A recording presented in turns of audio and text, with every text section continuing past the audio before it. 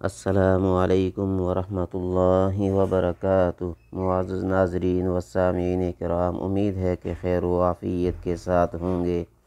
آج میں سورۃ الکہف کے متعلق آپ کے سامنے چند معروضات رکھنا چاہتا ہوں، آئیے سنتے ہیں۔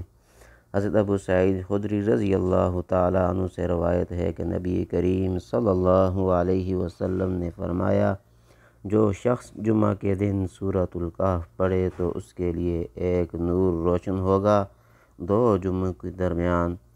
حضرت ابو درداء رضی اللہ تعالیٰ عنہ سے روایت ہے کہ رسول اللہ صلی اللہ علیہ وسلم نے فرمایا، جو شخص سورۃ الکہف کی پہلی 10 آیتیں یاد کر لے اور روزانہ پڑھتا رہے تو وہ دجال کے فتنے اور شر سے محفوظ رہے گا۔